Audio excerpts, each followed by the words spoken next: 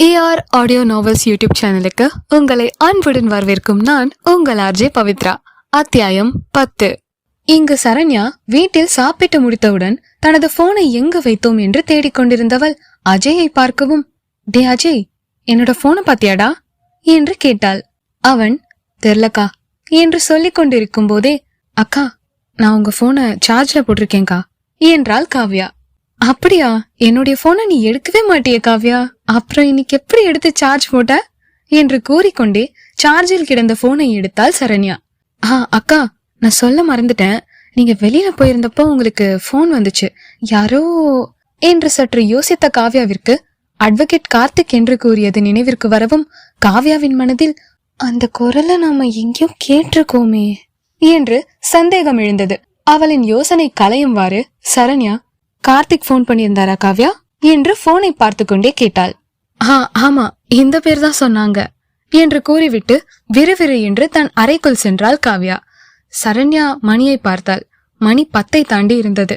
சரி, எதுவா இருந்தாலும் காலையில பாத்துக்கலாம் என்று எண்ணியவள் தானும் உறங்குவதற்கு அறைக்குள் சென்றாள். காலை விடிந்ததும் அன்று ஞாயிற்றுக்கிழமை என்பதால் ஆபீஸுக்கு போக வேண்டியது இல்லை என்று சற்று தாமதமாகவே கண்விழித்தாள் சரண்யா. எதிரே குளித்து எங்கோ செல்வதற்கு ரெடியாகி கொண்டிருந்த காவ்யாவை பார்க்கவும், ஹே காவ்யா, என்ன இன்னைக்குதான் காலேஜ் லீவ் ஆச்சே, அப்புறம் ஏன் காலையில ரெடி ஆயிட்டு இருக்க என்று கேட்டாள். ஆமாக்கா, இன்னைக்கு என்னோட ஃப்ரெண்டுக்கு பர்த்டே, அதான் பர்த்டே பார்ட்டிக்கு கிளம்பிட்டு இருக்கேன், நீங்களும் வாங்கல என்று கூப்பிட்டாள் காவ்யா. உன் ஃப்ரெண்டு பர்த்டேக்கு நான் எப்படி வர்றது, நீ போயிட்டு வா என்று கட்டிலில் இருந்து இறங்கினாள். சரி என்று தலையை அசைத்தவள் தலைமுடியை பின்னி ஜடை மாட்டியை மாட்டிய காவ்யா ரூமில் இருந்து வெளியே சென்ற நேரம் சரியாக அப்போது அவர்கள் அறைக்குள் நுழைந்த காஞ்சனா, சரண்யா, இப்பதான் எழுந்திருச்சியா? சரி, குளிச்சுட்டு சாப்பிட்டுட்டு துணி கடைக்கு போய் நல்ல பட்டு சேலை ஒண்ணு வாங்கிட்டு வா, இன்னைக்கு சாயங்காலம் ஒரு வளகாப்புக்கு போகணும், நேத்து நான் சேலை எடுக்க மறந்துட்டேன், இன்னைக்கு வீட்டுல நிறைய வேலை இருக்கு என்றார். ஓகேமா என்று ஒப்புக்கொண்ட சரண்யாவிற்கு, அப்படின்னா நம்ம காவ்யாவோடயே போயிருவோம் என்று தோன்றவும் தன் ரூமை விட்டு வெளியே வந்து காவ்யாவிடம், காவ்யா, நீ கொஞ்ச நேரம் வெயிட் பண்றியா? நானும் குளிச்சுட்டு உன் கூடவே வரேன், 2 பேரும் சேர்ந்தே போகலாம், உனக்கு லேட் ஆகாதுல என்று கேட்டாள். இல்ல, அதெல்லாம் லேட் ஆகாது, நீங்களும் வாங்க என்று சொல்லிவிட்டு சோஃபாவில் அமர்ந்திருந்தாள் காவ்யா.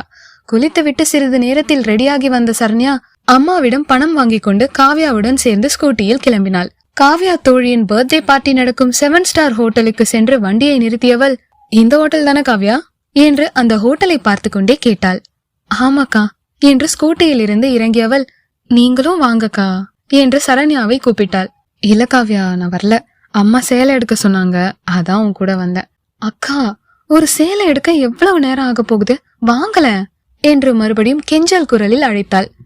இல்ல காவ்யா, பக்கத்துல ஃப்ரெண்ட் வீட்டுக்கு போறேன், அதுக்கப்புறம் தான் சேலை வாங்க போறேன், நீ கிளம்புறதுக்கு கொஞ்சம் முன்னையே கால் பண்ணு, நான் வந்து உன்னைய கூட்டிட்டு போறேன், சரியா என்று கூறியவள் அவளிடம், பாய் காவ்யா என்று கூறிவிட்டு ஸ்கூட்டியில் பறந்தாள். காவ்யா பார்ட்டிக்கு சென்ற அதே ஹோட்டலில் கண்ணாடி தடுப்பிற்கு மறுபுறம் கார்த்திக்கும் அவன் நண்பர்களும் தங்களுக்கு தேவையான உணவுகளை ஆர்டர் செய்துவிட்டு அமர்ந்திருந்தார்கள்.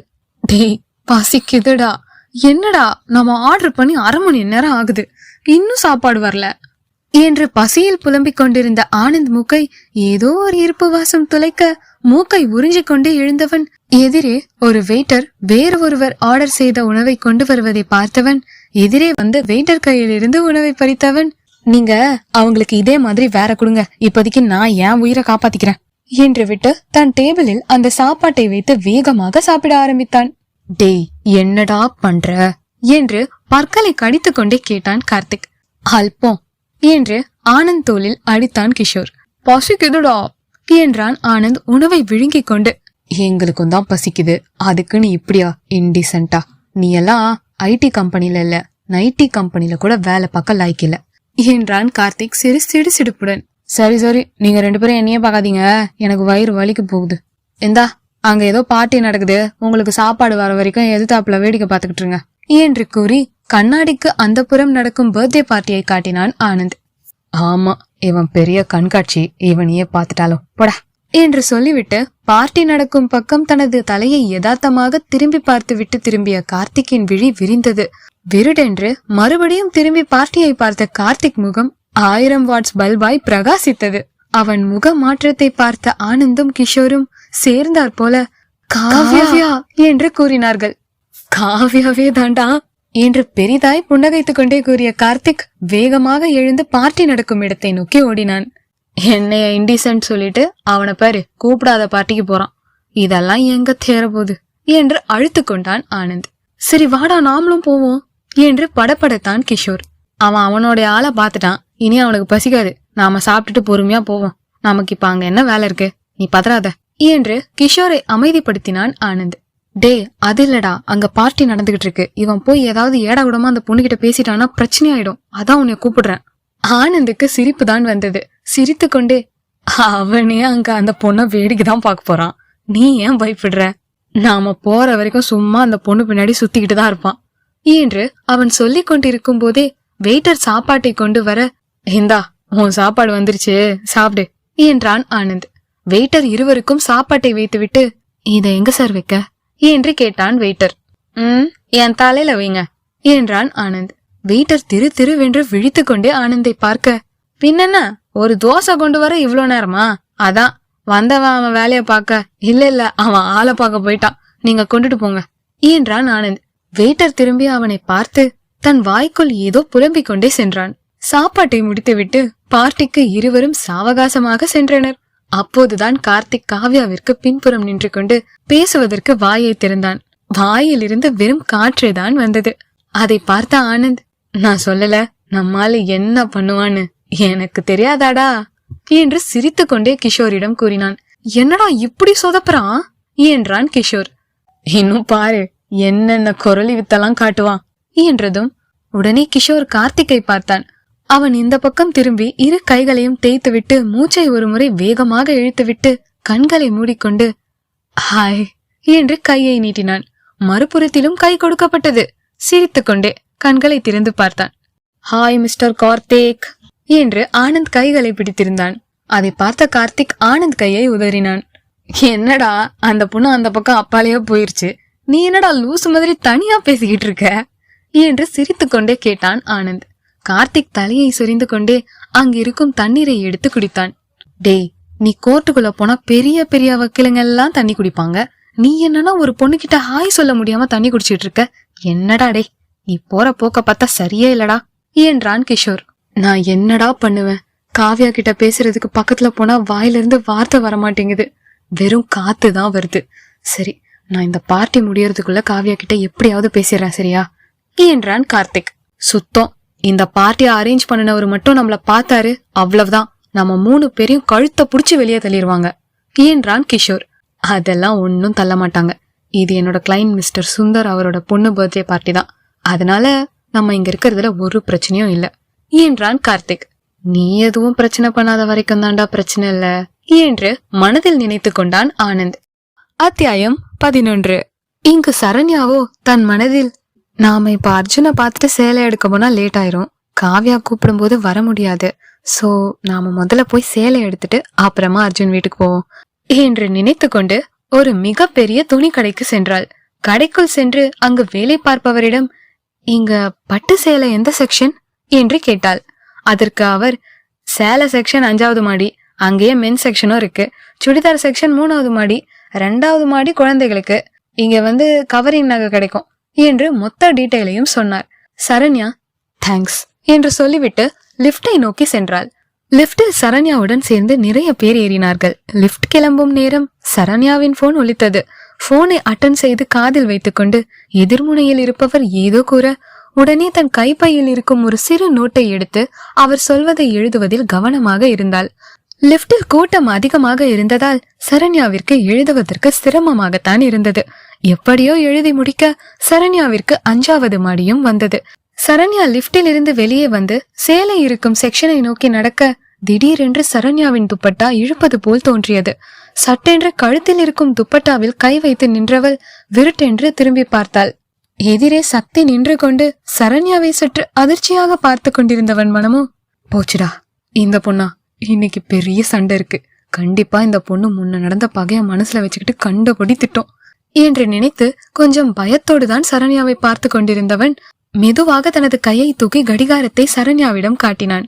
எதிர்பாராத விதமாக தன் துப்பட்டா அவன் கடிகாரத்தில் மாட்டியிருப்பதை புரிந்து கொண்டவள் சக்தியிடம், கொஞ்சம் அத எடுத்து விடுங்க என்றாள். என்று தலையசைத்த சக்தி அதை எடுப்பதற்கு முயற்சி செய்தான். ஆனால் அது நல்லா மாட்டியிருந்தது. அவனால் துப்பட்டாவை எடுக்க முடியாததை பார்த்த சரண்யா கொஞ்சம் அவன் பக்கத்தில் சென்று அதை தான் எடுப்பதற்கு முயற்சி செய்தாள். சரண்யாவாலும் அதை எடுக்க முடியவில்லை.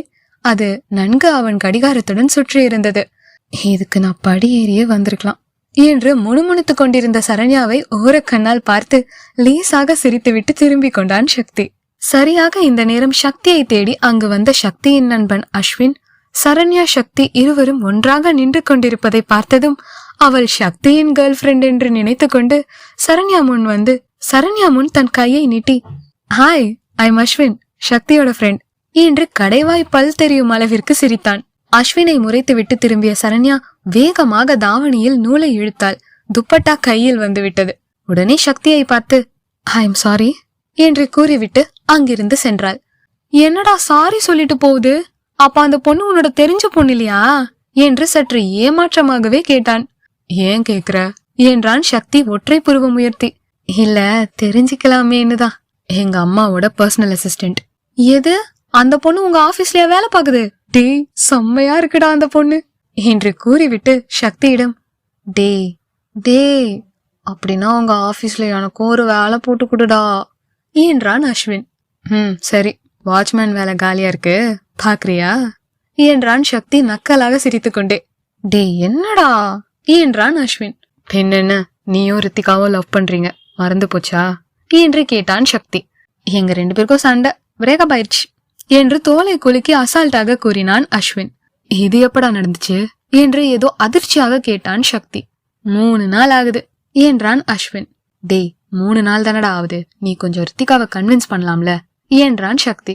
அந்த கன்வின்ஸ நான் இங்க இந்த பொண்ணுகிட்ட பண்ணிக்கிறேன் என்று கூறிவிட்டு இங்கும் அங்கும் பார்த்த அஸ்வின், உன் கூட பேசிக்கிட்டு இருந்ததுல அந்த பொண்ணு எங்க போச்சுன்னு கவனிக்காம விட்டுட்டனே, ஐயோ அந்த ஃபிகர் எந்த பக்கம் போயிருக்கோம் என்று தலையை சொரிந்தவன் சரண்யா சேலை செக்ஷனில் நின்று கொண்டிருப்பதை பார்த்துவிட்டு, டேய், அந்த பொண்ணு அந்த சாரி செக்ஷன்ல இருக்குடா, வாடா சீக்கிரம் போலாம் என்று கூறி சக்தியை பிடித்து வலுக்கட்டாயமாக இழுத்து சென்றவன் உள்ளே சென்றதும் சரண்யாவே பார்த்து கொண்டிருந்தான் அஸ்வின். அவனிடம் அங்கு வேலை பார்ப்பவர், சார் உங்களுக்கு என்ன வேணும் என்று கேட்டார். சாரி தான் பார்க்க வந்தோம் என்று கூறினான் அஸ்வின். அதை கேட்ட சக்தி, சரி நீ இங்கே பாத்துக்கிட்டு நான் போறேன் என்று கிளம்பினான். ஏனோ சரண்யா மீது தனக்கு ஏற்படும் மன ஈர்ப்பை தவிர்க்க நினைத்தான்.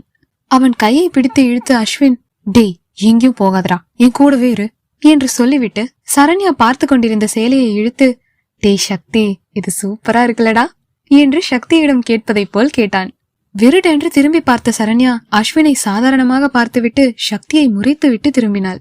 சரண்யா முறைப்பதை பார்த்த சக்திக்கோ அன்று கிஃப்ட் சென்டரில் நடந்தது ஞாபகம் வந்தது. உடனே அங்கிருந்து கிளம்பி விறுவிறுவென்று மென் செக்ஷனுக்குள் சென்றான்.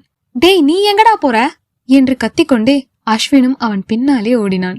மென் செக்ஷன் சென்ற சக்தி தனக்கு பிடித்த துணியை பார்த்து கொண்டிருந்தான். டேய் என்னடா அதுக்குள்ள வந்துட்டா என்றான் அஸ்வின் சற்று கோவமாக. என்று சக்தி கோவமாக முறைக்கவும் சட்டென்று திரும்பிய அஸ்வின் அங்கு வேலை பார்ப்பவரிடம், பட்டு வேஷ்டி சட்டர்க்கா என்றான்.